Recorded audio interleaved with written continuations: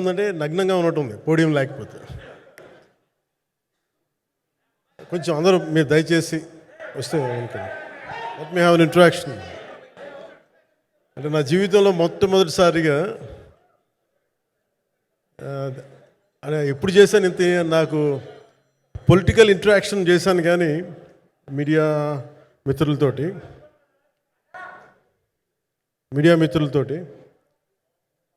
Cinema పరంగా నేను ఎప్పుడు ఆలోచించలేదు, ఎప్పుడు నాకు చేయలేదు. ఫస్ట్ టైం మొదటిసారి నేను ఎప్పుడు కొంచెం మొహాట పడతాను మాట్లాడడానికి సినిమాకి సంబంధించినంత వరకు. ఇక్కడ సినిమాని ఎలా ప్రమోట్ చేసుకోవాలో నాకు తెలియదు. పని చేయడం తెలుసు తప్ప దీన్ని అంటే మనం ఇంత చేసామని చెప్పడం ఎప్పుడు నాకు కొంచెం ఎబ్బెట్టుగాను ఇబ్బందిగా ఉంటుంది. ఇంకా నేను చాలా యాక్సిడెంటల్ యాక్టర్ అండ్ ఇంకా గత్యంతరం లేక టెక్నీషియన్ అయిన వాడిని. నాకు నచ్చే సన్నివేశాలు, నచ్చే సినిమాలు చేసుకోవడానికి. ఆ పరిస్థితుల్లో ఇది నా మొదటి ఇంటరాక్షన్. ఇది నా పర్లేదు, కూర్చోండి.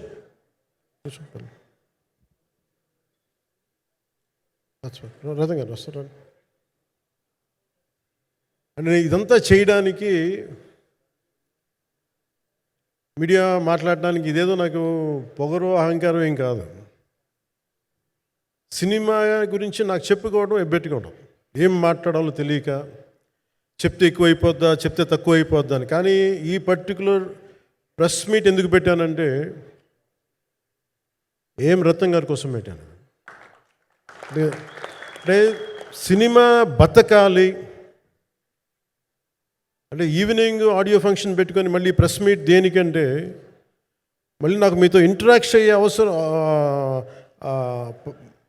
ఫంక్షన్ తర్వాత ఉండకపోవచ్చేమో అని చెప్పేసి అదొకటి మేజర్ ఒక ఇది కన్సర్న్. అదొకటి. అంటే రత్నం గారు అంటే ఈవినింగ్ చెప్దాం అనుకున్నా, బట్ స్టిల్ ఇప్పుడే చెప్పేస్తున్నాను ఈ మాట. త్రివిక్రమ్ గారు రాసిన ఒక డైలాగు అజ్ఞాతవాసిలో, ఒక చిన్నపాటి సౌకర్యం కోసం, ఇక్కడ మీరు కూర్చున్న ఒక చిన్నపాటి కుర్చీ కోసం ఒక యుద్ధమే చేయాల్సి వస్తుంది. అలాంటిది ఒక సినిమాని చేయడం అంటే ఎన్నిసార్లు మినీ యుద్ధాలు చేయాలి, ఆర్థికంగా కావచ్చు, క్రియేటివ్గా కావచ్చు, వీటన్నిటికీ సంబంధించి. అలాంటిది నేను ఎప్పుడు కూడా సినిమాల్లోకి రాకముందు రత్నం గారు లాంటి వ్యక్తి నా ప్రొడ్యూసర్ అయితే బాగుండు అనుకున్నాను. భారతదేశానికి పాన్ ఇండియా సినిమాని, ముఖ్యంగా రీజనల్ సినిమాని జాతీయ స్థాయిలో తీసుకెళ్ళిన వ్యక్తి ఆయన. తమిళ సినిమాని చాలా ఛాలెంజింగ్ తెలుగులో డబ్ చేసి దాన్ని స్ట్రైట్ సినిమాలతో సమానంగా ఆడేంత సత్తా చూపించిన వ్యక్తి. Film industry creative ability, creative potentiality పెంచిన వ్యక్తి. ఈ సినిమా చాలా ఒడిదుడుకులు ఎదుర్కొంది, 2 కరోనా పరిస్థితులు ఎదుర్కొంది. అన్నిటికీ మధ్యలో సినిమా మన క్రియేటివ్గా కొంత ఇబ్బంది ఎదుర్కొంది. అల్టిమేట్ ఆబ్జెక్టివ్ సినిమా బాగా రావాలని, నేను ఎప్పుడు ఏం చేసినా సినిమా బాగా రావాలనుకుంటాను.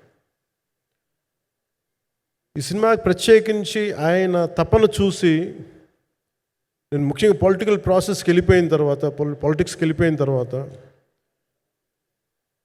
డైరెక్షన్ అని వీటికి దూరమై క్రియేటివ్ పార్టీకి దూరం అయిపోయిన తర్వాత, పాలిటిక్స్ నా ప్రైమరీ ఫోకస్ అయిపోయిన తర్వాత, మళ్ళీ దృష్టి పెట్టి సినిమా కావాలి మీరు చెయ్యాలని చెప్పి నా దగ్గరికి వచ్చి కోరుకున్నప్పుడు నేను ఎంత బెస్ట్ ఇవ్వగలను ఆ సినిమాకి అంత ఇచ్చాను. నేను అంటే నా బెస్ట్ ఇచ్చాను. అంటే నేను అంటే అన్నిటికంటే కూడా నేను ఇవ్వలేనిది టైం ఇవ్వలేను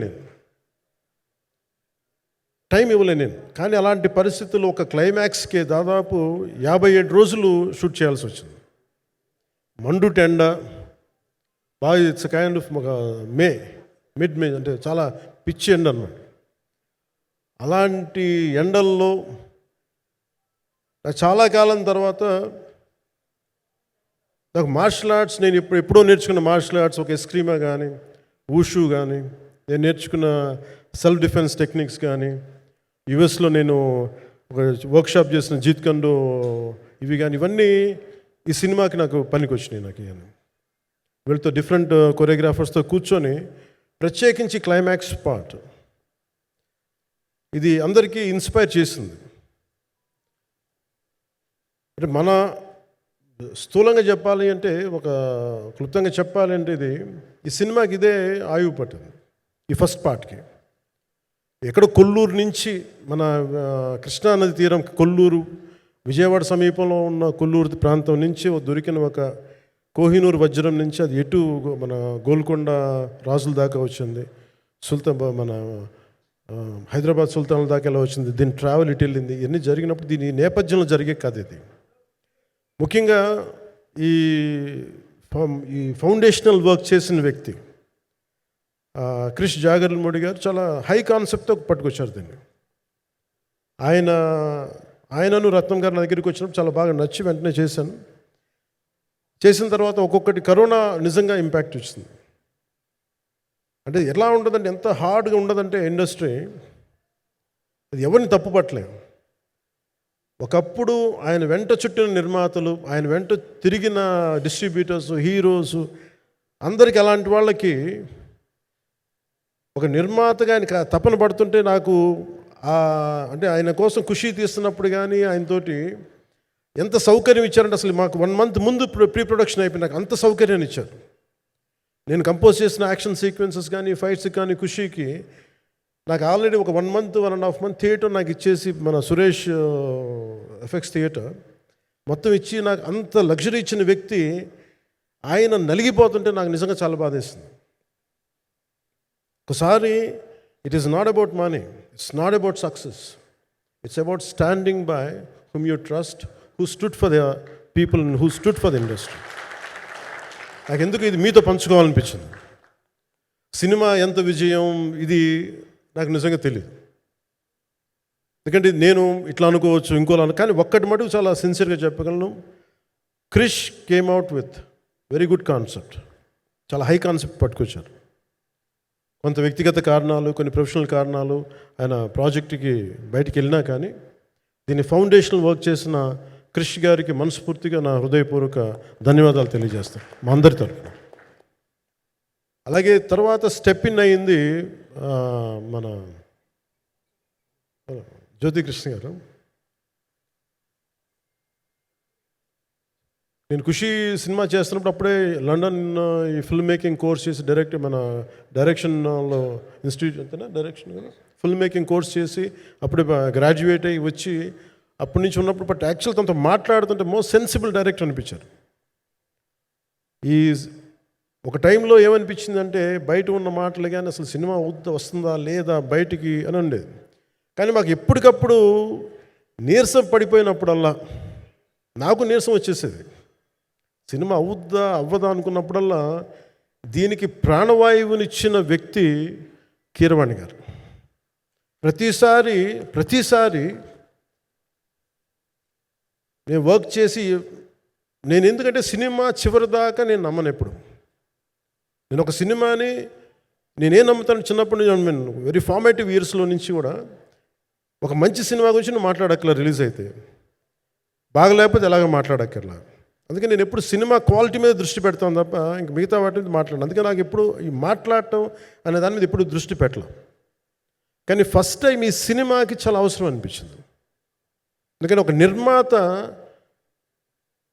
నిర్మాతలు కనుమరుగవుతున్న ఈ సమయంలో ఒక బలమైన సినిమా తీసి ఒడిదుడుకుల్ని తట్టుకోగలిగి ఒక నిర్మాత కనుమరుగవ్వకూడదు. ఆయన పక్కన ఏది ఉండాలని అండగా ఉండాలని చెప్పేసి నేను అన్నీ వదిలి, ఇంత బిజీ షెడ్యూల్స్ అన్నీ వదిలేసి, ఒకవైపు నన్ను నా ప్రత్యర్థులు తిడుతున్నా కానీ, సినిమాలకు వెళ్ళిపోయిన తిడుతున్నా కానీ, ఇదేంటంటే నాకు అన్నం పెట్టింది ఇది నాకు నా సినిమా పరిశ్రమ. అంటే ఇక్కడున్న మిత్రులందరూ కూడా చాలామందికి నేను ఇండివిజువల్ ఇంటర్వ్యూస్ ఇచ్చాను. నేను చాలాసార్లు నాగేంద్ర కానీ మీరు కానీ చాలామందికి, వీళ్ళందరూ చాలామందికి నేను వ్యక్తిగతంగా తెలుసు. కాకపోతే నాకు సినిమా అంటే నేను సినిమా గురించి ఎక్కువ చెప్పలేక ఎక్కువ మాట్లాడలేను. కానీ బట్ నాకు నిజంగా సినిమా మీద అపారమైన గౌరవం, సినిమా మీద అపారమైన ఆసక్తి, నాకు ప్రాణవాయువు అది. Story telling is a necessity for each and every individual. So cinema అది మనకు కల్పిస్తుంది, సినిమా మనకి అలాంటి. కానీ ఈ సినిమా ప్రత్యేకించి చాలా ఛాలెంజింగ్ సర్కమ్స్టాన్సెస్లో, చాలా ఒడిదుడుకుల్లో, యాడ్వర్స్ కండిషన్స్లో కూడా మనస్ఫూర్తిగా దీన్ని ముందుకు తీసుకెళ్ళి, ఆర్థిక ఇబ్బందులు ఎన్ని వచ్చినా కానీ, అంటే నాకు పొలిటికల్గా పేరుండొచ్చు, దేశవ్యాప్తంగా నేను తెలిసి ఉండొచ్చేమో, కానీ సినిమా పరంగా వచ్చేటప్పుడు నేను చాలా హీరోస్తో కంపేర్ చేస్తే వెరీ వాళ్ళందరికంటే చాలా తక్కువ నేను. సో దానికి ఉండే ఇబ్బందులు దానికి ఉంటాయి. మిగతా వాళ్ళకి బిజినెస్ అయినందుకు నాకు బిజినెస్ అవ్వదు, వాళ్ళకి వచ్చినందుకు నాకు రాకపోవచ్చు. ఎందుకంటే నా దృష్టి, నా కాంపిటేటివ్నెస్ ఎప్పుడు నేను సినిమాల మీద పెట్టలేదు. నేను ఇప్పుడు సొసైటీ, పొలిటికల్ ప్రాసెస్ పెట్టాను, కానీ ఎప్పుడు సినిమా మీద నేను ఎంత ఉండాలనేది నేను ఎప్పుడు పెట్టలేదు. నేను ఎప్పుడు చాలాసార్లు మన నాగేంద్ర కానీ మిగతా మన సూపర్ హిట్ మన కీర్తిశేషులు బిఆర్ రాజు గారు చనిపోయారు ఇంటర్వ్యూస్లో కూడా ఉంటుంది. ఈ చిత్ర పరిశ్రమ చాలామంది హీరోస్ ఉంటారు, వాళ్ళలో నేను వన్ ఆఫ్ ది హీరో అంతే. నాది ఒక సంవత్సరంలో ఒక ఫ్రైడే, ఒక థర్స్డే రిలీజ్ అవుతుంది అంతే, అంతకుమించి తప్ప ఇది అందరి పరిశ్రమ, అందరూ రావాలి అలాంటిది నేను కోరుకునేవాడిని నేను. సో దాంట్లో భాగంగా రత్నం గారు లాంటి నిర్మాత బతికుండాలి, రత్నం గారి నిర్మాతకి ఇబ్బందులు కలగకూడదని చెప్పి లాస్ట్ మినిట్లో ఇంక చూసిన తర్వాత I stepped in to it. నేను భుజాల మీదకి తీసుకున్నాను ఇది. క్లైమాక్స్ని ఎలా భుజాల మీదకి అంటే, ఎందుకంటే ముఖ్యంగా ఇక్కడ ఇది ఇంకొక బలమైన స్టార్ కాస్టింగ్ చాలా బాగా చేశారు ఆయన. ముఖ్యంగా బాబీ డియోల్ గారిని అంటే ఈరోజు చూస్తుంటే నాకు అదే అనిపించింది. ఈరోజు మన ప్రెస్ మీట్ కూడా నేను వచ్చాను. అందరూ ఎంత బిజీగా ఉన్నారని కొన్ని రాత్రుల నుంచి నిద్రలేదు. మన మనోజ్ పరమహంస గారికి కానీ, రత్నం గారికి కానీ, జ్యోతి గారికి కానీ. పాపం ఈ సినిమా ప్రమోషన్ సింగిల్ హ్యాండెడ్గా పాపం నిధి అగర్వాల్ భుజాల మీద వేసుకొని నాకే బాధ అనిపించింది. పాపం ఒక అమ్మాయి తన కెరీర్ తను చూసుకోవాల్సిన అమ్మాయి కూర్చోబెట్టి నాకే సిగ్గు అనిపించింది. I have to truly appreciate you. అంటే చాలా పాపం అన్నీ వెళ్తూ ఉంటే నాకు ఇదేంటి సినిమాని అనాథలా వదిలేశారండి అనిపించింది. సో నాకేమనిపించింది, ఈ సినిమాకి ఎవరు అనాథలా వదలలేదు, నేను ఉన్నానని చెప్పడానికి వచ్చాను ఈ రోజున. ఎందుకంటే నేను కోట్లాది మంది ప్రజలకి అండగా ఉండేవాడిని, దేశంలో ఉండే సమస్యలకి స్పందించేవాడిని. అలాంటిది తెలుగు సినిమాకి, నా సినిమాలకి మీకు తెలుసు గతంలో ఎన్నిసార్లు ఇబ్బందులు పెట్టారు. అదే మన ప్రభుత్వం అక్కడికి రాగానే వెంటనే సాధారణంగా హృదయ కవాటాలు తెరిచి మరి ఆహ్వానించాం. ఏమీ కృతజ్ఞత కూడా ఆశించలేదు. అంత చిత్ర పరిశ్రమను అంత గుండెల్లోకి తీసుకుంటాం. అలాగే దీనికి సంబంధించి అలాంటిది నా సినిమాని నేను ఎందుకు వదిలేస్తాను? ఎందుకంటే ఇది ఇంకో సినిమా కాదు, ఒక మేకప్ మ్యాన్గా ప్రారంభమయ్యి ఇంకో ప్రొడ్యూసరో, డబ్బులున్న ప్రొడ్యూసరో, పెద్ద జీవితాల నుంచి వచ్చిన ప్రొడ్యూసరే కాదు, చాలా చిన్న స్థాయి నుంచి, ఒక మేకప్ మ్యాన్ స్థాయి నుంచి బాయ్గా స్టార్ట్, అంటే చిన్నపాటి అసిస్టెంట్గా స్టార్ట్ అయ్యి చాలామంది మన సీనియర్ దర్శకులందరి దగ్గర పనిచేసి అంచెలంచెలుగా ఎదిగి నిర్మాత అయ్యి, దర్శకుడయ్యి, స్క్రీన్ ప్లే రైటర్ అయ్యి, మీరు ఏమన్నానంటే ఆయన మౌనంగా ఉంటారు. ఎవరు ఎన్ని ఇబ్బందులు పెట్టినా మౌనంగా ఉంటారు. ఆయన మౌనం ఒకసారి నాకు విపరీత అసహనానికి గురి చేసేస్తుంది. మీరు ఏదైనా మాట్లాడాలంటే ఎవరు ఇబ్బందులు పెట్టి ఏం ఎదురు తిరగరు ఏంటంటే ఇలా అంటారు, ఏం చేయాలి. ఇంకా ఇలాంటి వ్యక్తికి ఆయన మౌనం నన్ను ఇలా రోడ్ల మీదకి వచ్చి ఇలా మీ దగ్గరికి ముందు నుంచోబెట్టింది. అంటే ఆయన ఏంటంటే చెప్తారు, ఆయన మౌనం అంటే రమణ మహర్షి నుంచి బాగా నేర్చుకున్నట్టున్నారు. మౌనం అన్నిటికీ సమాధానం. సో నాకు మనస్ఫూర్తిగా ఈ స్టార్ కాస్టింగ్ ఒకటి, అంటే నాకు చిత్ర పరిశ్రమ మీద ఎందుకు ఇంత గౌరవం అంటే, మనందరం కులాల మీద, మతాల మీద, ప్రాంతాల మీద, భాషల మీద కొట్టుకుంటూ ఉంటాం. But any film industry take in this world, especially Indian film industry, దీనికి there is no caste discrimination, there is no region discrimination, there is no religion discrimination, nothing. It's purely your creative potentiality, purely your creative ability. నువ్వు చిరంజీవి గారి తమ్ముడు కావచ్చు, చిరంజీవి గారి కొడుకు కావచ్చు, లేదంటే ఇంకొకళ్ళు అబ్బాయి కావచ్చు, మేనల్లుడు కావచ్చు, ఇట్ డజంట్ మ్యాటర్. నీకు టాలెంట్ లేకపోతే నువ్వు నిలబడలేవు, నీకు సత్తా లేకపోతే నువ్వు ఇక్కడ ఉండలేవు. అది నా కొడుకైనా సరే. ఇట్ ఆల్ డిపెండ్స్ నీకు ఎంత టెనాసిటీ ఉంది, ఎంత పర్సీవరెన్స్ ఉంది, ఎంత నిలబెట్టుకోగలవు, ఎంత నిలదొక్కుకోగలవు, ప్రతికూలతలు ఎంత బలంగా నిలబడగలవు. ఒక నిర్మాత సినిమా తీయడం అంటే ఒక యజ్ఞం చేయడం లాంటిది. తిట్లు తినాలి, ఇబ్బందులు పడాలి, అన్నీ పడిన తర్వాత ఫైనల్ డబ్బులు మిగిలితే కూడా లేదు తెలియదు. ఇలాంటి పరిస్థితుల్లో నాకేమనిపించిందంటే, ఈయన పడ్డ కష్టం చెప్పాలనిపించింది ఈ రోజున. ఈ ప్రెస్ మీట్ తాలూకు ముఖ్య అంశం, ఒక చిన్న స్థాయి నుంచి వచ్చిన వ్యక్తి నిర్మాతగా ఎదిగి, ఆయనకున్న పాపం ఆయన మంచితనం ఆయన్ని శాపంగా అవ్వకూడదని చెప్పి ఒక ఉద్దేశంతో ఆయన మంచితనం చెప్పాలి, ఆయన ఒక మంచి సినిమా చేశారని చెప్పడానికి నేను ఈ రోజున మీ ముందుకు వచ్చాను. ఎందుకంటే నేనేం నమ్ముతానంటే, సినిమా బాగుంటే ఎలాగో చూస్తారు, దీని గురించి చెప్పక్కర్లేదు. సినిమా బాగాలేకపోతే ఎలాగో చూడరు. మీరు ఎంత పబ్లిసిటీలు చేయండి ఇవన్నీ అనుకోండి, అందుకే నేను పెద్ద ఎక్కువ మాట్లాడడానికి ప్రయత్నం చేయను. కానీ ఈ పర్టికులర్ రోజు మటుకు, ప్రత్యేక ఈ రోజు మటుకు ఆయన పడ్డ కష్టం ఈ సినిమాకి, అలాగే ఒక్కొక్క కాస్టింగ్ ఆయన చేసింది, దీనికి నేను క్రిష్ గారిని కూడా చాలా మనస్ఫూర్తిగా అభినందిస్తున్నాను.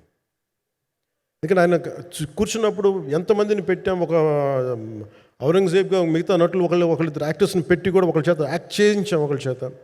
కానీ Bobby Deol so apt for Aurangzeb, ఎంత కన్విక్షన్తో చేశాను. అప్పటికి ఆయనకి ఇంకా ఆయన చేసిన హిందీ సినిమాలు కూడా రాలేదు ఇంకా ఆయనకి. ఎంత కన్విక్షన్తో చేశారంటే నాకు నిజంగా ఆయనతో యాక్ట్ చేయడం చాలా ఆనందాన్ని ఇచ్చింది. సో అలాంటి బాబీ డియోల్ గారిని మొత్తం pan India, Manoj Paramahamsa was roped in last. ఇంకా సినిమా ఎట్లా మనం అయిపోవాలి, నేను పాలిటిక్స్కి వెళ్ళిపోయిన తర్వాత, డిప్యూటీ సీఎం బాధ్యతలు తీసుకున్న తర్వాత అందరికీ అయిపోయింది, ఇంకా సినిమాలు చేయలేడు ఇతను, ఎలా చేస్తాడంటే నాకు తెలుసు కష్టం అని. నేను ఎలా చేశాను ఈ సినిమా అంటే, పొద్దున్న 2 గంటలు చేసామండి.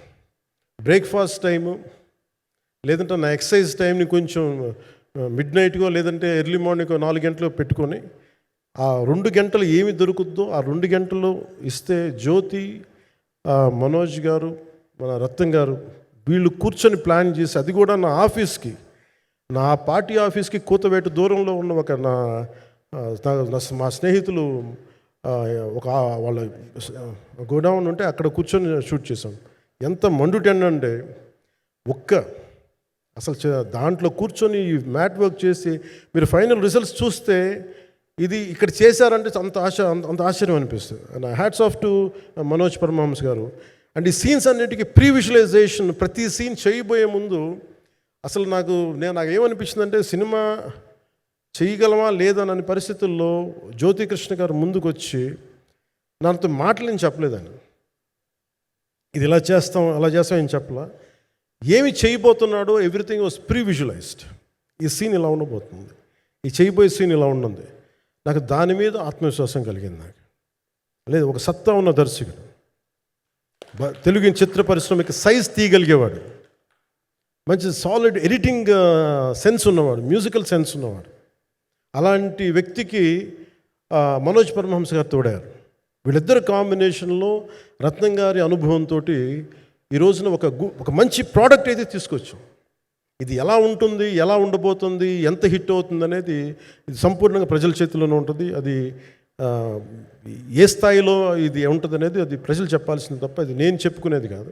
బట్ నా వరకు నేను ప్రత్యేకించి నేను వ్యక్తిగతంగా చేసింది ఈ సినిమాకి, అపార్ట్ ఫ్రమ్ యాక్టింగ్ కాంట్రిబ్యూషన్, నేను ఏ సినిమా చేసినా ప్రతి సన్నివేశంలోనూ ప్రతి సాంగ్ అండ్ డాన్స్లో కూడా కొన్నిసార్లు నేను చేయలేక, నేను ఒక రిలక్టెంట్ యాక్టర్లో ఎలాగో టెక్నీషియన్గా కూడా నాకేంటంటే, సుస్వాగతం సినిమాలో నన్ను తీసుకెళ్ళి వైజాగ్లో బస్సు మీద ఎక్కించి డ్యాన్స్ చేయమన్నారు. చచ్చిపోయాను డ్యాన్స్ చేయలేక. ఇంకా మిగతా వాళ్ళకి ఎంత తేలికైన డ్యాన్స్ నాకు చేయాలంటే నేను గింజుకుపోయి నేను అనుకున్నాను ఈరోజు ఇంక సినిమాలు మానేస్తాను చెప్పి మా వదినికి ఫోన్ చేసి కూడా చెప్పాను, చాలా పర్యాలు చెప్పాను. అలాంటి అందుకని నాకేంటంటే సాంగ్ అండ్ డ్యాన్స్ కూడా నేను ఎలా చేయగలను దానికి అనుకోగా నేను ఎత్తుక్కుంటాను. అలాగే యాక్షన్ సీక్వెన్స్ కూడా రియల్ లైఫ్లో కొడితే ఎలా ఉంటుంది, మార్షల్ ఆర్ట్స్లో సాధన ఉన్నవాడిని, ఈ లాట్ ఆఫ్ వర్క్షాప్స్, ఈ మార్షల్ ఆర్ట్ వర్క్షాప్స్ చేసిన వాడిని కాబట్టి హౌ రియలిస్టిక్ వీ కెన్, ఎంత సహజంగా మనం వెళ్ళగలం, వీటి మీద ఒక అవగాహన ఉన్నవాడిని కాబట్టి చాలాసార్లు కూర్చుంటాను. కానీ ప్రత్యేకించి ఈ 20 minutes లాస్ట్ సీక్వెన్స్ ఇది 2 partsగా ఎలా అయింది అంటే, ఒరిజినల్ థాట్ క్రిష్ గారి దగ్గర నుంచి వచ్చినప్పుడు ఇట్ వాస్ క్వైట్ లాంగ్. ఈ సినిమా ఒక పాటలో అవుద్దని అనేవాడు మొదటి నుంచి. బట్ లేటర్ వాళ్ళు డిసైడ్ చేసుకొని ఒక టైంలో ఇది అవ్వదు, we want make it as 2 parts అనుకున్నప్పుడు ఎక్కడికి వచ్చి ఆగిందంటే ఈ క్లైమాక్స్ దగ్గరికి వచ్చి ఆగింది ఫస్ట్ పార్ట్. సో చెప్తున్నప్పుడు నాకేమనిపించిందంటే, how else we can take it, how else we can scale it up. So దానికి నేను కూర్చొని నాకున్న ఈ మార్షల్ ఆర్ట్స్ కానీ బేసిక్ యాక్షన్ కొరియోగ్రఫీ నా ప్యాషన్ కాబట్టి ఈ పర్టికులర్ డ్రామా, ఈ పర్టికులర్ దాంట్లో ఏంటంటే మొఘల్ టైమ్స్లో ప్రతి ఒక సగటు భారతీయుడు అనుభవించిన బాధ అది. ఒక యావరేజ్ సగటు భారతీయుడు మొఘల్ కాలంలో అనుభవించిన ఒక ఒక ఒక సిచ్యువేషన్. ఆ సిచ్యువేషన్ హీరోకి సంబంధం ఉండదు, కానీ how he gets entangled, how he gets involved in it, that is the outcome, that has been captured. So దీన్ని ఒక 57 days మేము చేయగలిగామంటే, ఆ రోజు నాకు కనుక మన జ్యోతి గారు ఉండుంటే పక్కన, maybe I would done it in at least ఒక 50% ఆఫ్ ఇట్.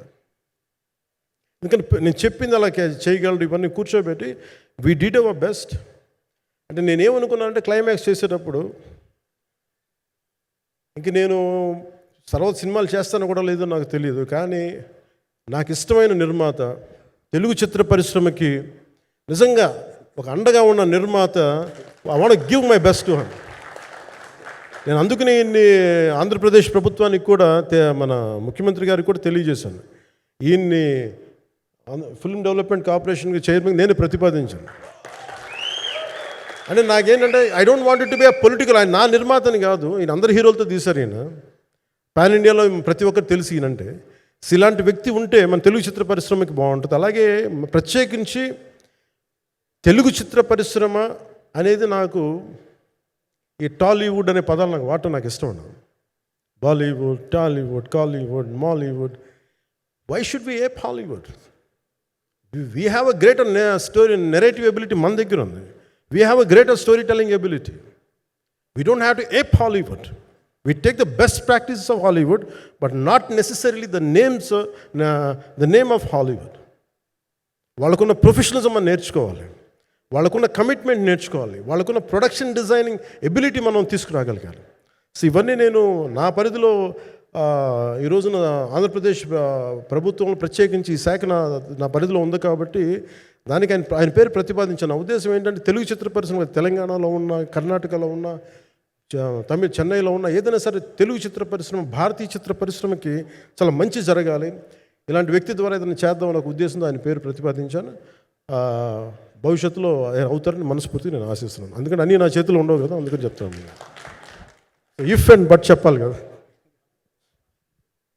సో ప్రత్యేకించి మీ అందరికీ నా హృదయపూర్వక ధన్యవాదాలు తెలుపుకుంటూ, నెక్స్ట్ 2-3 daysలో I'll try to give as many interviews as I can.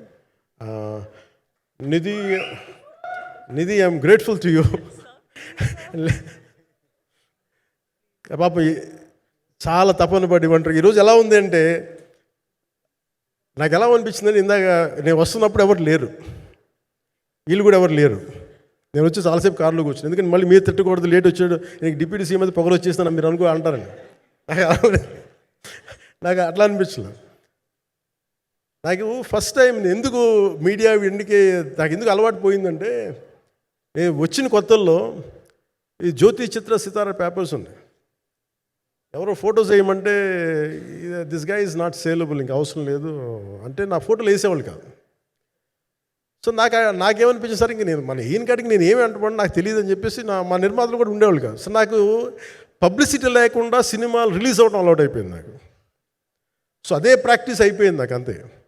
మళ్ళీ కూర్చోబెట్టి మీరు ఏం మాట్లాడతారు, మళ్ళీ అది